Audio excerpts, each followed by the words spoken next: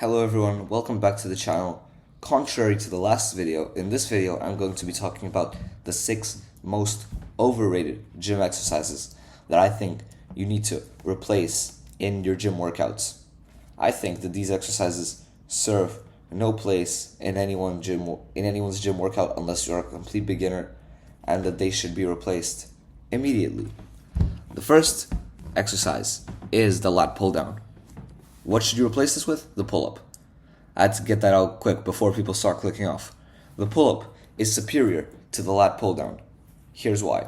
The lat pull-down trains the back in some sort of way very, very tiny compared to the pull-up. Anyone can agree that a pull-up builds way more muscle who has experience in the gym. They know that the pull-up is simply superior to the lat pull-down. And nobody should be training lat pull-down if they have access to a pull-up bar. Obviously, if you don't have access to a pull-up bar, or you can't do pull-ups, you can't do assisted pull-ups, then obviously you need to do lat pull-downs. Then otherwise, if you can do pull-ups, or if you could do assisted pull-ups with like a band, or negative pull-ups, anything of that sort is better than lat pull-downs.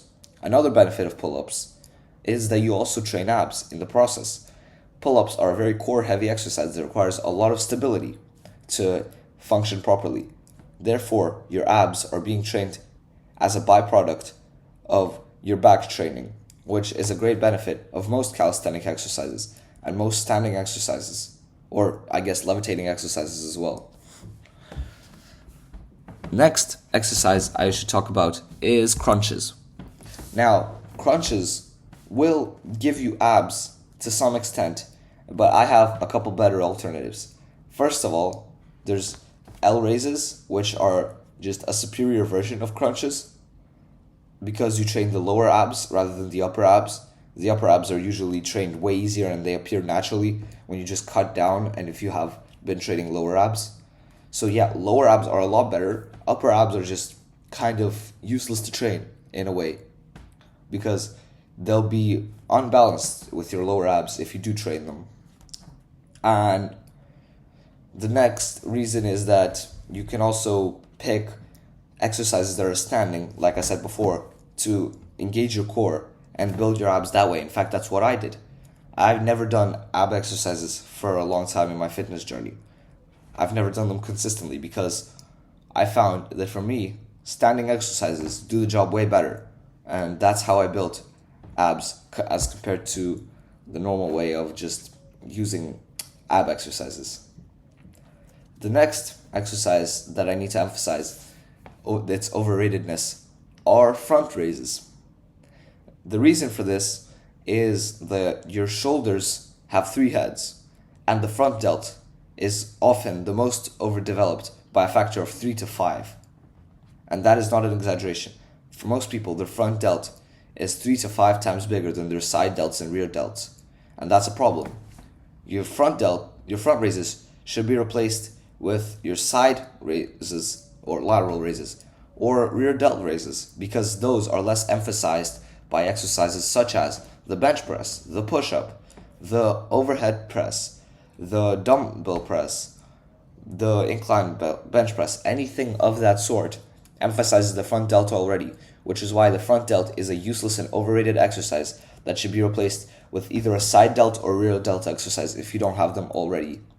If you have both of those, then simply removing the front delt exercise should do. I suggest replacing it with an overhead press if you haven't already, or like a seated dumbbell press. Obviously overhead press better though on top. The next exercise that is massively overrated are shrugs. Oh boy, do I have something to say about shrugs. Shrugs are used to build your traps, and traps are important for an aesthetic physique. I won't deny that. However, shrugs are only training one part of the traps, and they're training it in a very useless way.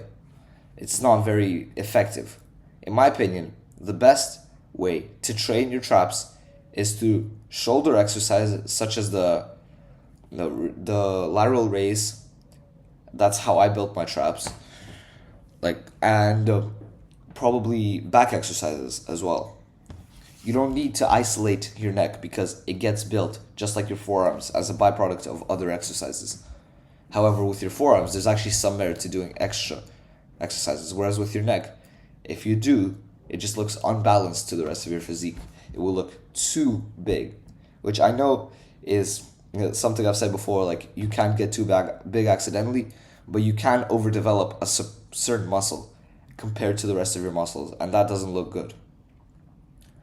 Next up, the fifth overrated gym exercise that we need to talk about is the decline bench press. The decline bench press focuses on training your lower chest. Training your lower chest is important. However, your upper chest is miles more important because most people have an overdeveloped lower chest compared to their upper chest. What you need to do is prioritize your upper chest. Maybe train only your upper chest until they're equal. And as a byproduct of training your upper chest, your lower chest will develop as well. Because just like the upper abs and lower abs, when you train the lower abs, the upper abs develop. When you train the upper chest, the lower chest develops. It's something that's a byproduct. And it's something that's less important. For most people, building a lower chest is much more easier and natural than building an upper chest. Pretty much no people in the world have an overdeveloped upper chest. So, the best way that you should train is prioritize upper chest exercises over lower chest exercises.